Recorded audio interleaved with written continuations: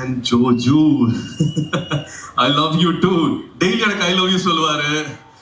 நான் உங்க ஒரு வாட்டி பார்த்த சரி என்ன பார்க்காமயே போயிட்டீங்க அப்படின்னு வருத்தப்படுவாரு, உரிமையா வருத்தப்படுவாரு. Lot of respect for you as an actor, as a director, as a writer, as a singer, as a producer, and your craft. I know you spend a lot of time with my brother also. அப்படிப்பட்டவர் எங்க கூட வந்து பண்றது வந்து எங்களுக்கு ரொம்ப ரொம்ப சந்தோஷமா இருக்கு. ஒருத்தர்னால வந்து இப்படி ஒரு படத்தை கொடுக்க முடியாது. எல்லாரும் சேர்ந்தா தான் வந்து ஒரு நல்ல படத்தை கொடுக்க முடியும். அப்படி பார்க்கும்போது நம்ம எவர்கிரீன் ஹீரோ, எவர்கிரீன் ஸ்டார் நம்ம Jayaram sir. Sir, you've been an inspiration for all of us, sir. Every day, we all had a learning. நீங்க தெரியாம பண்றீங்களா, தெரிஞ்சு பண்றீங்களான்னு தெரியல.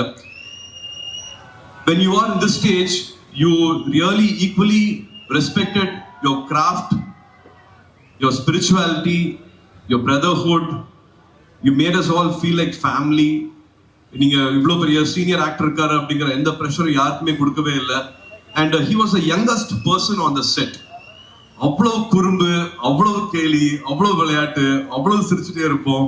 அண்ட் எவ்ரி ஷாட் வந்து சின்சியரா இவ்வளவு படங்கள் பண்ணியாச்சு, இது இன்னொரு டேக் தானே, இன்னொரு சீன் தானே, இன்னொரு ஷாட் தானே அப்படிங்கிற மாதிரி இல்லாம his contribution was something else.